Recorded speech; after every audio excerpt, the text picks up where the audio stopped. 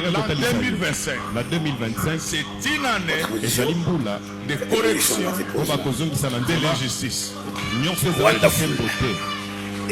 Tu peux ne pas me croire. okoki kondimela Tu ngai as été te victime de beaucoup d'injustices depuis que tu es né. bato ebele baselo mabe Cette otayo année, kokanga ça sera la correction mbula oyo de toutes ces injustices. ezali mbula bakozongisa nyonso Et na celui nzela. qui va s'ériger contre ma prophétie, oyo akotelemela on lisango va l'enterrer au nom du Seigneur. bakokunda ye na kombo na yesu. amen. L'an 2025, na 2025 c'est une année ezali mbula de correction oyo bakozongisa na de nzela l'injustice. nyonso ezalaki sembo te. Tu peux ne pas me croire. okoki kondimela Tu as ngai été te victime de beaucoup d'injustices depuis que tu es né. bato ebele baselo mabe otayo Cette année, kokanga ça sera la correction mbula oyo de toutes ces injustices. ezali mbula bakozongisa nyonso Et na celui nzela. qui va s'ériger contre ma prophétie, oyo akotelemela on lisango va l'enterrer au nom du Seigneur. bakokunda ye na kombo na yesu. amen. ezali mbula nyonso ezalaki sembo te.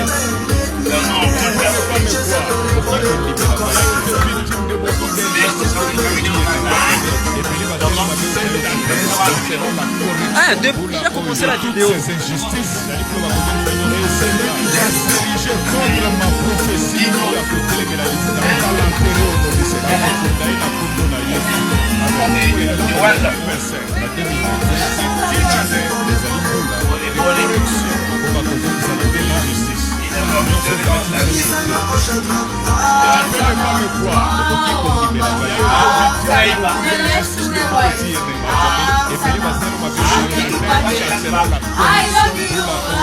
Ces injustices, et celui qui va s'ériger contre ma prophétie, on va l'enterrer au nom du Seigneur.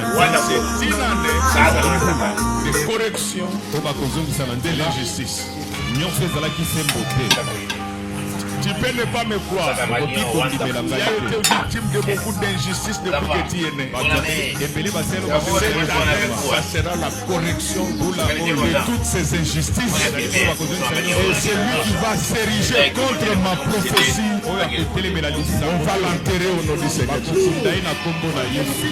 amen. En 2025, Tonton Vivé, c'est très net. c'est une année ezali mbula de correction oyo bakozongisa na de nzela l'injustice. nyonso ezalaki sembo te. Tu peux ne pas me croire. okoki kondimela Tu as ngai été te victime de beaucoup d'injustices depuis que tu es né. bato ebele baselo mabe otayo Cette kokanga année, ça sera la correction mbula de oyo toutes ces injustices. bakozongisa Et nyonso celui qui va s'ériger contre ma prophétie, oyo akotelemela on lisango va l'enterrer au nom du Seigneur. bakokunda ye na kombo na yesu. amen. En 2025, na 2025 c'est une année ezali mbula de correction oyo bakozongisa na de nzela l'injustice. nyonso ezalaki sembo te. Tu peux ne pas me croire. okoki kondimela Tu as ngai été te victime de beaucoup d'injustices depuis que tu es né. bato ebele baselo mabe Cette otayo année, kokanga ça sera la correction mbula oyo de toutes ces injustices. ezali mbula bakozongisa Et nyonso celui qui va s'ériger contre ma prophétie, oyo akotelemela on lisango va l'enterrer au nom du Seigneur. bakokunda ye na kombo na yesu. amen. En 2025, na 2025 c'est une année ezali mbula de correction oyo bakozongisa na de nzela l'injustice. nyonso ezalaki sembo te.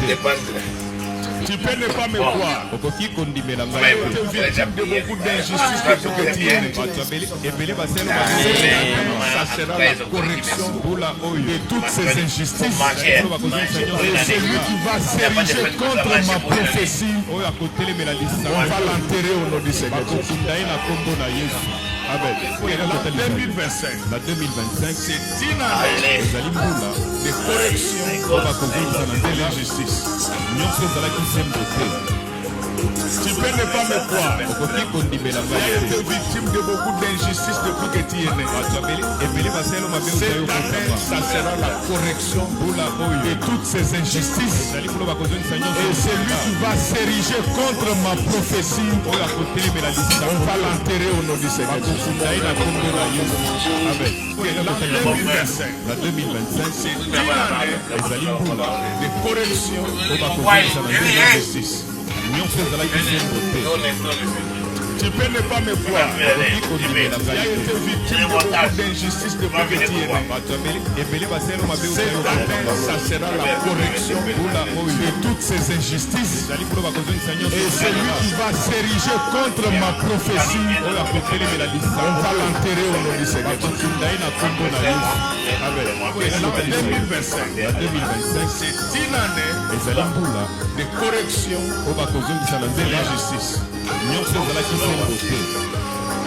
Tu peux ne pas me croire. Il a été victime de beaucoup d'injustices depuis que tu es né. Cette année, ça sera la correction. Oui, attends. Ces injustices. Et celui qui va s'ériger contre ma prophétie, on va l'enterrer au nom du Seigneur. La 2025, c'est une année de correction de l'injustice. Tu peux ne pas me croire. Il a été victime de beaucoup d'injustices depuis que tu es né. Cette année, ça sera la correction de toutes ces injustices. Et celui qui va s'ériger contre ma prophétie, on va l'enterrer au nom du Seigneur. Amen. La 2025, c'est une année de correction de l'injustice. Tu peux ne pas me croire.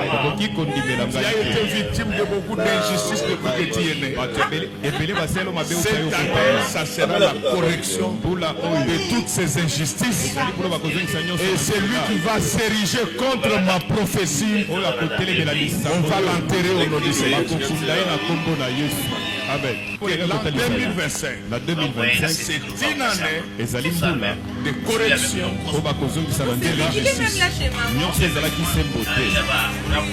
Tu ne peux pas me croire. Tu as été victime de beaucoup d'injustices depuis que tu es né.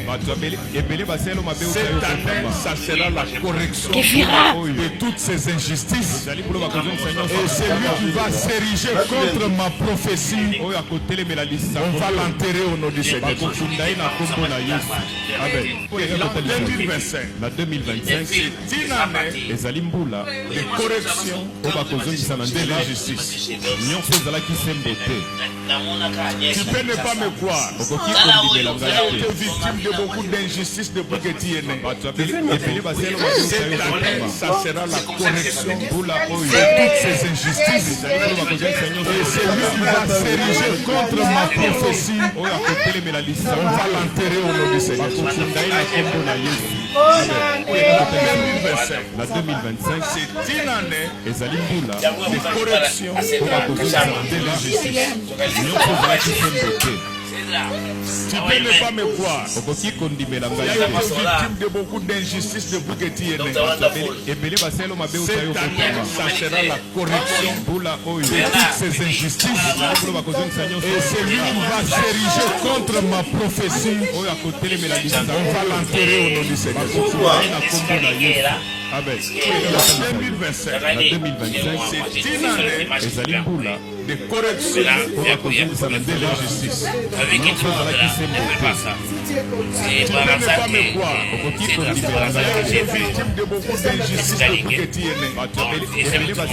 Cette année, ça sera la correction de toutes ces injustices. Et celui qui va s'ériger contre ma prophétie, on va l'enterrer au nom du Seigneur. La 2025, c'est une année de correction de l'injustice.